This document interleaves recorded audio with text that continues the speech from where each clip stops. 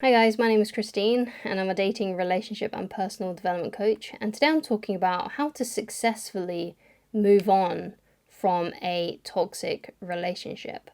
So one of the first things that I want to get into, and I think this is really important, and that is, no matter how toxic your ex was, there are probably still a couple of things that you did personally to contribute to that. Not their behavior, but there were some things that you personally did that was probably toxic as well. And it's hard because we all have, especially if we've been in a relationship since we were teenagers, we get into relationships like that and we learn kind of like the wrong way of doing things. And then you continue those relationships, or you continue with that relationship, and it never gets really resolved because you don't really mature and things like that. So I'm not saying that it's your fault, because it probably wasn't, right? But there's still some things that you may have done, even if it was just sometimes, that also contributed to the relationship being toxic. Even if that other person did, like, let's say 99.9 of all the things wrong and all the things they did were toxic. But that, you still had that 1% where you were doing toxic things as well. So, for example, these things could have been, giving that person the silent treatment, or withholding love, or making them do things that they didn't really want to do, like perhaps they didn't really want to go with you to a concert, or they didn't really want to hang out with your friends because they don't like your friends or something like that, when they weren't comfortable doing so, and things like that. Like, I'm not saying that's what happened, but it's just an example. So what you got to realize is that sometimes you have to kind of look back through a relationship, because because ultimately that's all that you have, right? You only have what you've done, right? Because you can't change them, you can't change what they've done. You can only change what you do moving forward. And when you get into a new relationship, eventually, you don't want to bring any of those old habits that you had from that toxic relationship into a new one. You want to learn from the mistakes that you potentially made, that you possibly made, because you can't change them. You may now know that you don't want to be in a relationship with that kind of person, which is brilliant if you've come to that realization and you know that you're never going to settle for that kind of thing ever again, which is great. But there's still going to be some things that you need to look at within yourself that you've done that perhaps you're a little bit ashamed of, that you're not happy with, that you feel like you could have behaved a little bit better, right?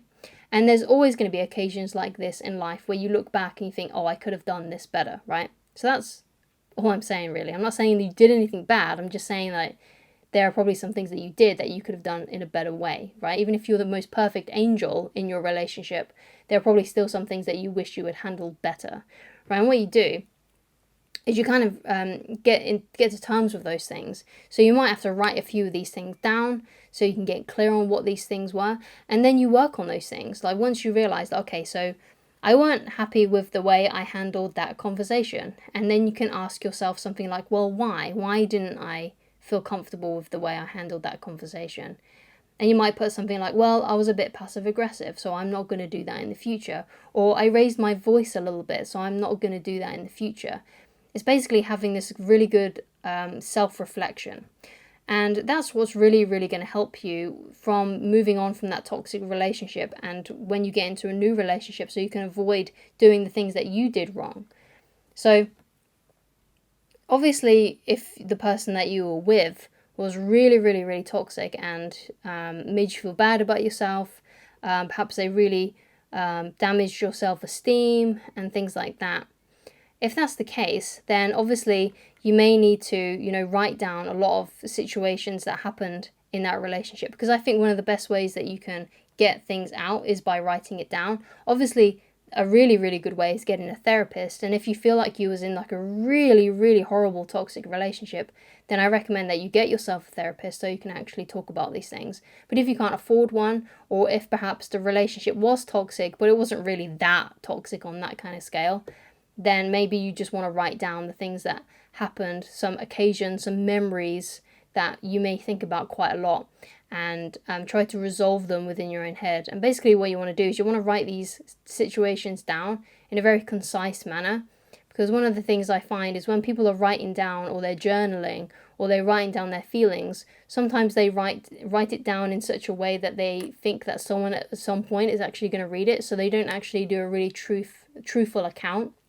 Like they may exaggerate some things, or they may play down some other areas.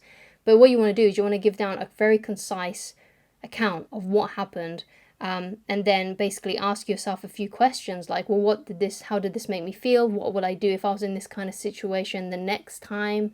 Get all those thoughts and feelings down, and that can really, really help you and get it kind of untangled within your own head. Because, when you go through like something as, terrible as a toxic relationship, there is a lot of emotional baggage that you can carry around with you for a long time because you haven't resolved it and untangled it within your own head, which is why writing it down, writing a truthful account of what happened, can really, really help you. Now, if you're ashamed of some things that you did, or you're ashamed of some situations that happened, or you're a little bit embarrassed, or there's some things that you did that you weren't happy with, or there were some things that you just don't want ever to see the light of day, then of course, once you've written these things down, once you wrote these things down, you can, destroy it. You can burn it, you can flush it down the toilet, or you might write it on a Word document or a memo on your phone, and then you just erase it. You don't have to keep these things lying around if you don't want other people to read it. This is simply just for you. And if you've got a few things, let's say, for example, that you keep on thinking about, like reoccurring memories that keep on coming up, then it might be the case that you need to write these things down a couple of times, like more than once, because sometimes it's not enough to just do it once. And I've definitely had those kinds of experiences. Like there's a few things that I did when I was a teenager that I'm super ashamed of, like when I got really, really drunk at a birthday party and things like that, and I behaved really stupidly. That's an event that I had to write down like a few times before I truly got over it and felt more at peace with myself, right? So, that's just one example, of one of those kinds of memories. So sometimes you need to go through them a lot in order to get over them. But if you do it, and you can you'll be able to get over a lot more effectively, and you'll be able to get over this relationship more successfully.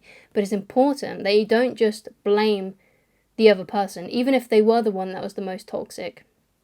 Like I said, even if they were the one that did 99.9 of all the things wrong and did all the toxic things, you have to realize what you could have done better in those situations as well, right? Because it does take two to tango, and not usually, most of the time, not just one party is to blame. There is blame on both sides, even though one might be more to blame than the other. So if you can do that and you can have that self-reflection, not only will that show that you're a mature human being, because that's what it does. You realize that I'm evolving, I'm growing, and it actually takes a really mature person to own up to their mistakes, even in a situation where it wasn't even their fault, right? Even there was something, it's just all about that, basically. Even if a situation wasn't your fault, there's still ways that you could have handled it better. And if you come to terms with those things, and perhaps there's some things, they're really dramatic things, really impactful things that really hurt you, that you need to write down and get those things out. And of course, there's always the option of seeking out a therapist if it was like a really, really, really, really, really toxic relationship and it's kind of shaken you up a bit, right? So that's my advice on that and how to successfully get over a toxic relationship. That's personally what I would be doing if that happened to me, if I was in a toxic relationship. And I had been in one when I was in my early 20s, which I was in for about a year. But of course, that was only a year, so it wasn't like a massive dramatic thing. And it was, in my early 20s as well. So I've had a lot of time to get over it.